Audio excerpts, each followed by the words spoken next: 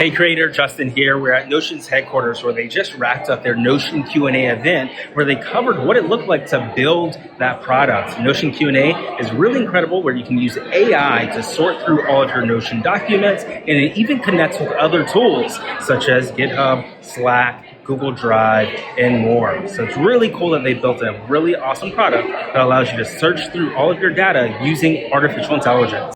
In today's Notion Sites tutorial, we're going to be replicating the Daniel Gross website inside of Notion Sites. You can see on the left we have a pretty basic web page. It's got some bullet points, and we're going to recreate that inside of Notion. So head over to notion.so or open up your Notion application, and you'll be presented with your home page or a current page that you're working on. We're going to go ahead and create a new page. So let's find the little button up here that says create a new page. It's got a little pencil. You just press that and a new page is created. So on the left, we're going to be replicating this website, dcgross.com, Daniel Gross's website, and we've got this brand new page. So on the left side is the website that we're copying, and on the right side is the blank page for the Notion document. And it's asking us to enter a title for this new page. And if we're replicating this exact website, all we have to do is just type in Daniel Gross. Now you may want to type in your name or your business name or whatever project you're creating for this website.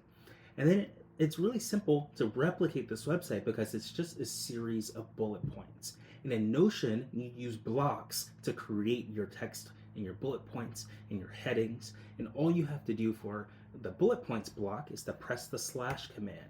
So the slash command is on your keyboard. It looks like this. You press that once and all of your basic blocks appear, such as text, page, to-do list, heading 2, 3, table, and then here we go, we've got bullet points. You can even type in bullet, so B-U-L, you type that in and you can see that it pops up immediately. And that is how we begin to copy this website. So we just go ahead there, we press bullet points, and Daniel is the co-founder of Safe Superintelligence Inc. So I can go ahead and start my copying engines and type in Superintelligence Inc., which is building a safe superintelligence, just like that. And so far, we've copied the first line. You'll notice that Daniel has a hyperlink right here. If you click on this, it heads over to the Safe Superintelligence Incorporated website. So you can see that. So you may be wondering, how do you add a hyperlink inside of Notion? So I'm going to go up here. I'm going to go ahead and copy this link. So I'm going to copy it, and then I'm going to head over to Super Safe Intelligence Inc. right over here, and then I'm going to right click on it. And actually, I don't have to right click. You'll see that a little menu comes above me, and I just press the add a link. I find the hyperlink section right there, and I press that, and a new pop-up pops open, and then I can right click and I can paste that link in, and then click on link to page, just like that. And you'll see now this has a hyperlink. If we head back over to our original page that we're copying right here, danielgross.com, we can start on that second bullet point, co-founder of Q, a search engine acquired by Apple in 2013. If you've ever used Spotlight on your iPhone or you've searched for anything on your iPhone, Daniel's responsible for that algorithm and that engine. Super powerful, as we can open up Spotlight on our Mac with Command Spacebar, and we can always access it on the phone. So really cool that he ran AI in search projects at Apple 2013 to 2017, and now he's an investor in startups, often with Nat Friedman. And then he's got some examples. So you can see all I'm doing here is pressing enter. Now you may be wondering, how do I indent this? You see he starts to indent. All you have to do is just press the tab button and it indents there for you. You'll see there. I'm gonna go ahead and correct that investor in. So you can indent by pressing the tab. You press it once and it indents just like that. So Instacart, Coinbase, GitHub, Airtable, Figma, Rippling. Daniel has invested in a ton of companies, including Notion itself. So I'm a big fan of Notion here, and what we're doing with Notion Sites, we're recreating Daniel's website using Notion Sites, and I'm typing in all of his accomplishments and all of his investments that he's created. Now, normally he probably wrote this in straight up HTML. There's nothing fancy. There's no CSS or anything here. I was a partner at Y Combinator and started its AI program, and then he puts his email at the end. So just like that, I hit the space bar and it automatically makes the email address clickable. But you may be wondering, you may see something's off. These two are not indented, these last bullet points. So you may be wondering, how do you un-indent this? Well, all you have to do is press Shift Tab. Shift Tab will bring it back to its original position, just like that. And so far, we have copied Daniel's website. It took us less than 5 minutes, but there is more to do because all these have hyperlinks.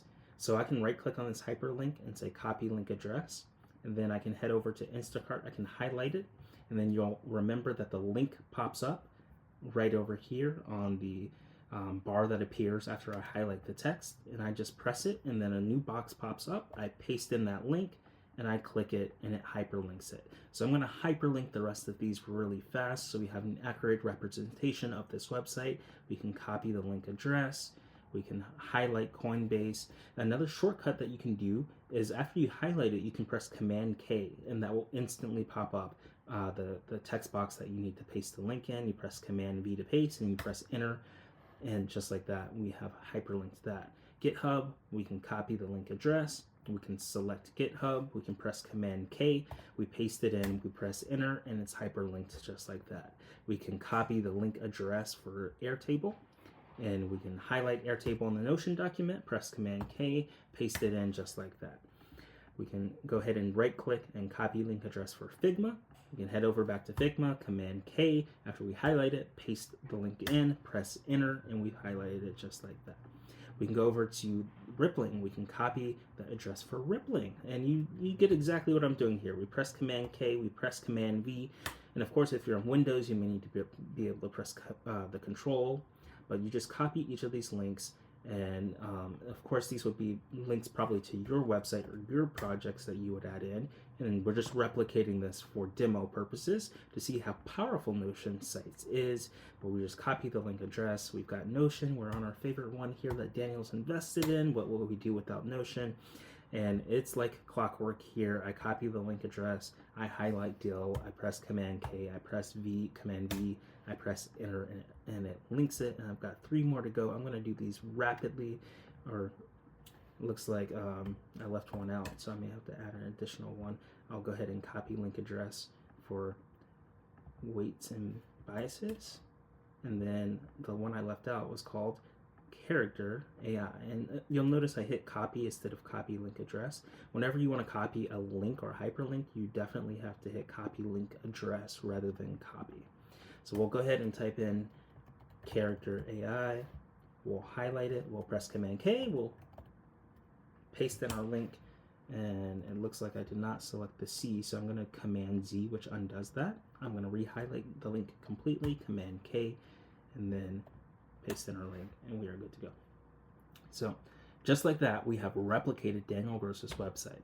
But there's one more feature to replicate inside of Notion, which is pretty cool, and that's the stylize, the be able to change the style of this website.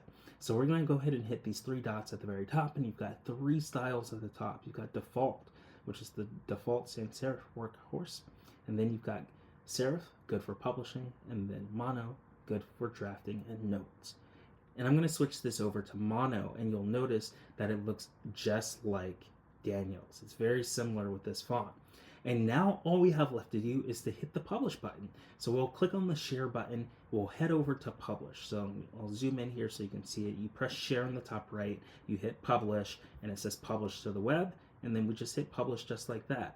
And just like that, we have published our website. We can click view website, and you'll notice that these sites look identical, and we created it right in Notion. You can see the made with Notion in the top right, and you can see Daniel Gross right here. We have basically replicated his website using Notion sites, and we can see how powerful it is to replicate and create your own Notion sites using the pages within Notion